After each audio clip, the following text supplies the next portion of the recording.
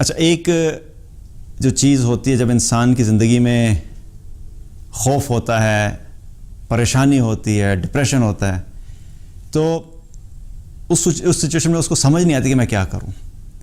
اور خاص طور پہ اگر مسلمان ہے تو مسلمان ہو کہ اگر وہ چھوٹی چھوٹی چیزوں سے گھبرا جائے تو پھر یہ ایمان کی کمزوری کی بھی علامت ہوتی ہے.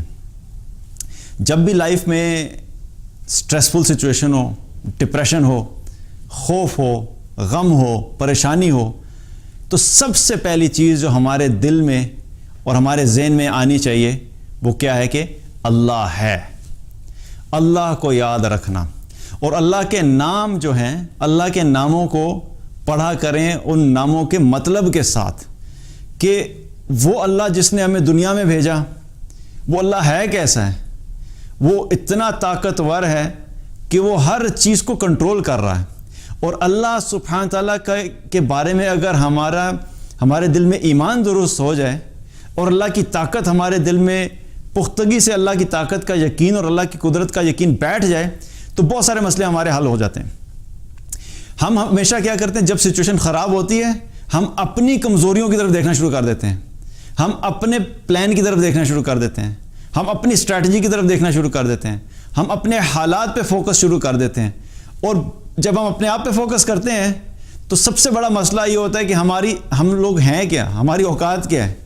ہم کمزور ہیں، ہم جاہل ہیں، ہمارے پاس علم نہیں ہے، ہمیں فیوچر کا نہیں پتہ، ہماری پلاننگ خراب ہو جاتی ہے، ہماری اسٹریٹجیز فیل ہو جاتی ہیں، ہمارے بزنس پلانز بڑے بڑے فلاپ ہو جاتے ہیں، ہماری بنائی ہوئی چیزیں خراب ہو جاتی ہیں، ہم سے تو کئی دفعہ اپنی زبان بھی کنٹرول نہیں ہوتی.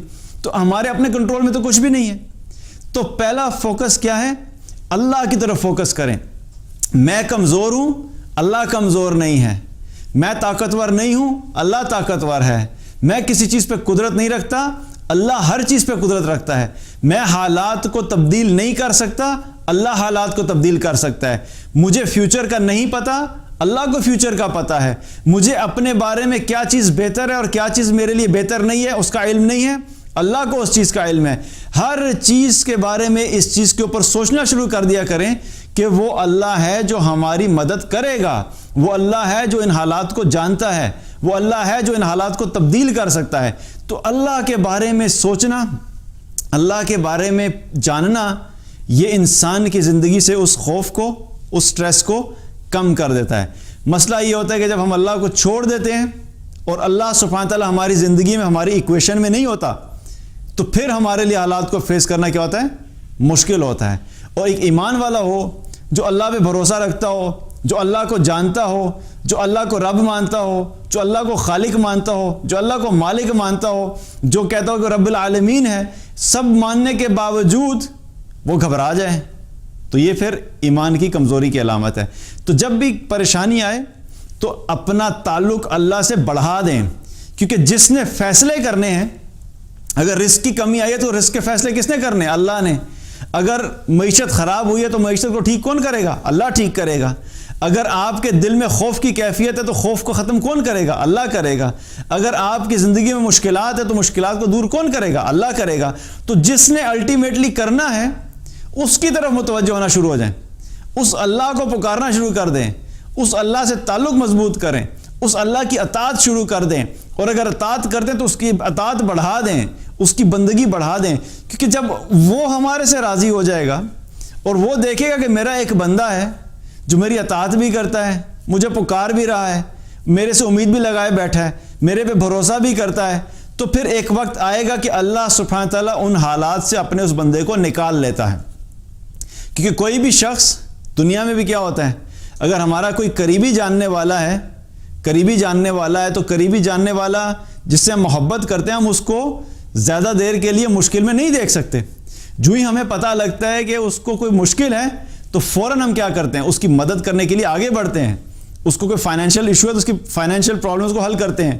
اس کو کوئی بیماری ہے تو اس کی بیماری میں جا کے اس کی عیادت کرتے ہیں، اس کے لیے دوائی، اس کے میڈیسنس کا ارینجمنٹ کرتے ہیں. تو ہم بحیثیت انسان جب اپنے کسی قریبی جاننے والے کو مشکل میں نہیں دیکھ سکتے تو اللہ جو ہے وہ اپنے اس بندے کو جو کہ اللہ کا بندہ اور اللہ کی اطاعت کرنے والا وہ کیسے دیکھے گا؟ اور اگر جتنے وقت تک اللہ ان حالات سے نہیں نکال رہا اور ہے بندہ جو ہے اللہ کا اطاعت گزار، تو اس کا مطلب یہ ہے کہ اللہ سبحانہ تعالیٰ اس کو اس وقت سے خود گزار رہا ہے، بیکاز اللہ تعالیٰ اپنے اس بندے کا سٹیٹس جو ہے وہ بڑھانا چاہتا ہے، اس کے آخرت کے درجات کو بلند کرنا چاہتا ہے، اس لیے اللہ نے اس کو اس حال میں چھوڑا ہوا ہے۔ اب وہ حالات جو ہیں کبھی کبھی تھوڑی دیر کے لیے بھی ہو سکتے ہیں اور کبھی لمبا عرصہ بھی ہو سکتا ہے، لیکن فیصلہ اللہ ہی کی طرف سے ہوتا ہے۔ ہماری ہر چیز جو ہم پلاننگ بھی سمجھتے ہیں نا کبھی کبھی کہ ہماری پلاننگ کی وجہ سے چیزیں ہو رہی ہیں، وہ بھی حقیقت میں اللہ کے حکم سے ہی ہو رہی ہوتی ہیں۔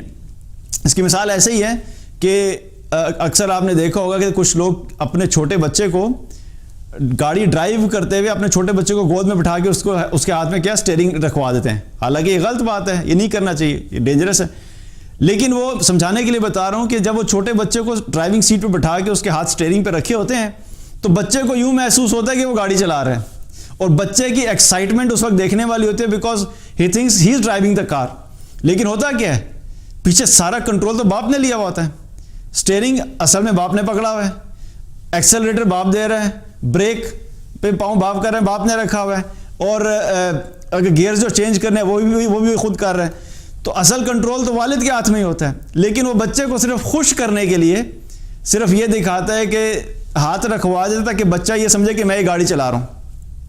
ہماری زندگی کی گاڑی بھی ایسے ہی ہے، ہماری زندگی کی ہر چیز جو ہم کرتے ہیں جو ہمیں لگتا بھی ہے کہ ہمارے کنٹرول میں، حقیقت میں ہمارے کنٹرول میں نہیں ہوتی، وہ کنٹرول اللہ ہی کر رہا ہوتا ہے، لیکن کبھی کبھی اللہ سبحانہ تعالیٰ ہمارے کسی پلان کو کامیاب کر کے ہمیں صرف تھوڑی دیر کے لیے خوشی دینا چاہتا ہے، اور ہم یہ سمجھ جاتے ہیں کہ یہ میرا پلان تھا، حالانکہ وہ پلان ہمارا بے شک تھا، لیکن وہ کامیاب اس وجہ سے ہوا کیونکہ اللہ کا حکم اس کے پیچھے تھا، اس لیے وہ کامیاب ہو گیا۔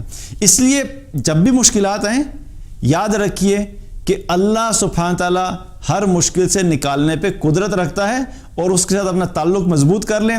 جب اس سے تعلق مضبوط ہوگا، جتنا زیادہ تعلق مضبوط ہوتا چلا جائے گا اتنا ہی اللہ کی طرف سے بعد میں آسانیاں بھی شروع ہو جائیں گی انشاءاللہ۔